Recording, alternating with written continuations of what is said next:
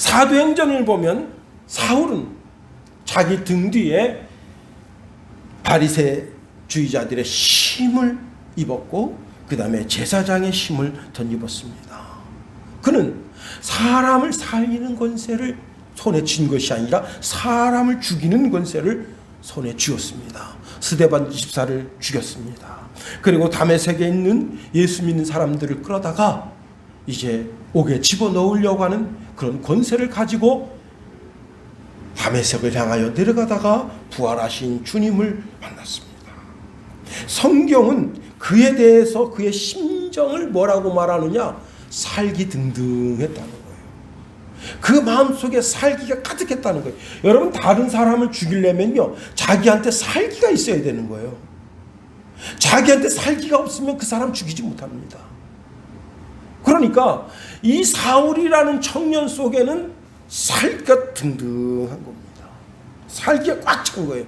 그런데 다메섹 도상에서 예수님을 만납니다. 그러니 그 속에 있던 살기가 싹 빠져나가고 그 사람의 언어가 바뀌었어요. 새 방언을 말하게 된 거예요. 새로운 언어를 말하게 된 거예요. 그것이 뭐냐? 예수 그리스도는 적그리스도다. 예수 그리스도는 이단이다. 예수 그리스도를 믿는 자들은 다 죽여야 된다. 그렇게 주장했던 사람이 예수 그리스도가 그리스도다. 예수 그리스도가 하나님의 아들이시다 라고 선포하게 된 거예요. 그의 눈빛이, 낯빛이, 얼굴빛이 바뀌었습니다. 그를 만나는 사람마다 다 천사를 만나는 것 같아요. 여러분, 사도 베드로는 우리에게 말하기를 누가 말하라면 하나님이 말씀하시는 것 같이 하라 했습니다. 즉 하나님이 말씀하시는 것 같이 하라고 하는 것은 내 말하는 모든 기준점이 성경이 기준이 되어야 된다는 거예요. 여러분, 내가 생각하는 것이 다 성경이 기준이 되어야 하고 내가 행동하는 모든 것이 성경이 기준이 되어야 하는 거예요. 성경은 성도들의 삶의 지침서이기 때문에 그렇습니다. 그래요. 우리가 성령 받고 난 후에 성령은 내 언어도 주관하신다 하는 겁니다.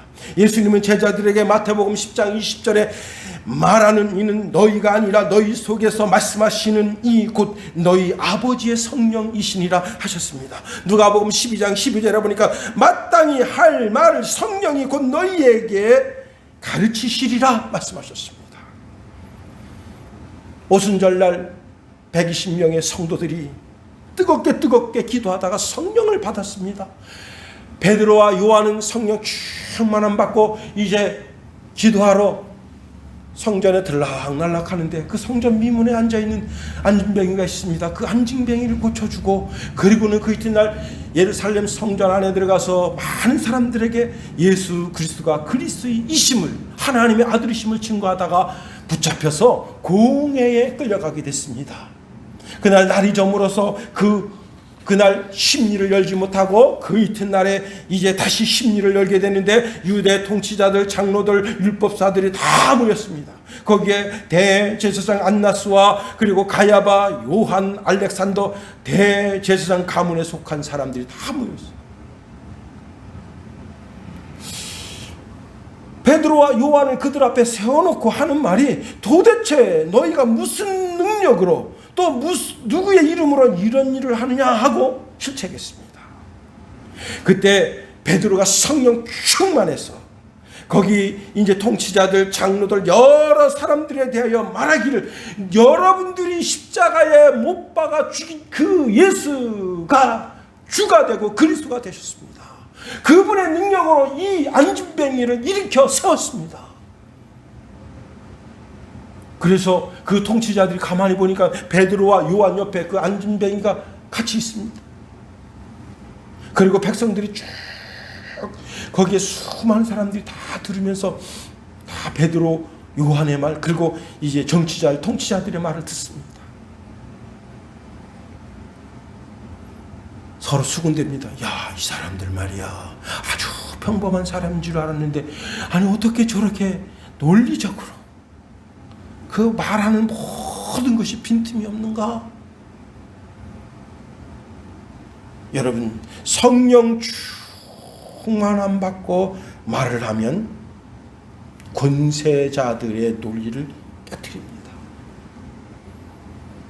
그래가지고 어떻게 할 수 없어서 어떤 결론을 내렸는가 하면 이제 베드로와 요한을 불러서 하는 이야기가 절대로 예수 이름으로 말하지도 말고 가르치지도 말아라 하고 경고를 했습니다. 그때 베드로가 이렇게 말합니다. 우리가 하나님의 말씀을 듣는 것과 여러분의 말을 듣는 것 중에 하나님께서 보시기에 어느 것이 더 옳은지를 한번 판단해 보십시오. 우리는 우리가 보고 들은 것을 말하지 않을 수 없습니다. 했더니 그 사람들이 꼼짝 못한 거예요.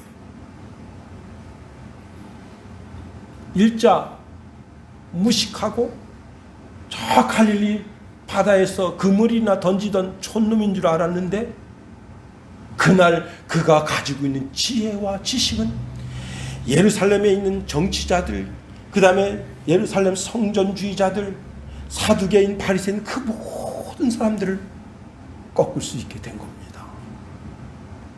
이게 무엇입니까?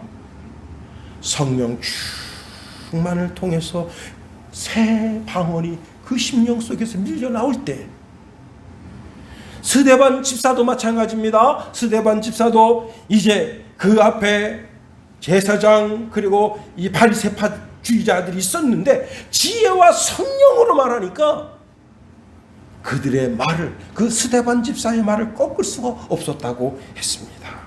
이것이 바로 새로운 말, 새 방언이 아니면 무엇이겠습니까?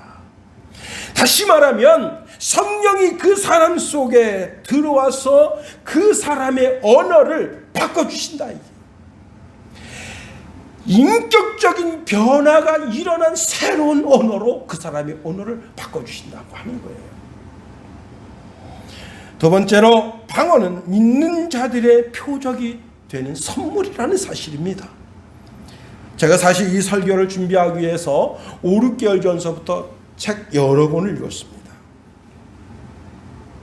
왜 그런가 하면요, 그 CBS하고 CTS에 나오시다가 지금은 방송 안 하시는 분이 있는데 그분은 이제 스타 중에 스타죠. 근데 이분이 방언에 대한 잘못된 편견을 가지고 계십니다. 지금은 유튜버로 활동을 하시는데 대한민국과 전 세계에 방언하는 모든 사람들은 이단이다 했어요. 제가 보기에는 이분이 너무 앞질러 갔다 그런 생각을 가지게 됩니다. 전 세계에 방언하는 모든 사람들은 다 이단이다. 저희 대학 때 한재호 교수님이 계셨습니다. 그분이 강의 중에 이런 말씀을 하셨어요. 우리나라에 아주 유명한 주석가가 있습니다. 웬만한 목사님들 서재에 그분 주석이 없으면 목사라 할 수 없어요. 저도 그분 책이 몇 권 있습니다. 그렇게 유명한 주석가예요. 근데 이분이 나이 60이 돼서 성령을 받게 됐습니다. 너무 신기한 것은 성령 충만을 받으면서 그리고 방언이 터진 거예요. 자기 입으로 주제를 못하는 거야. 그래가지고 자기 사무 앞에서도 입을 가려고 방언이 막 터져. 왜? 문제가 생겼느냐? 이분은 방언이라고 하는 것은 사도행전 2장에서 단회적으로 방언을 허락하신 것이고 그 다음 방언은 없다고 그분의 책에 쓰고 있기 때문에 그렇습니다. 그분이 한 목사님한테 전화했습니다. 목사님, 왜 그러세요? 나 성령 충만함 받고 방언 터졌네. 그러세요? 축하합니다. 아니 그러면 이 말이 좀 잘못됐는데, 이봐 나 성령 받았네, 방언 받았어. 그러니까 그 한 목사님 물었다고 그래요. 아니 지금 여지까지 책을 쓰는데 성령 받지도 않고 책을 썼는가? 너무 충격적이잖아요.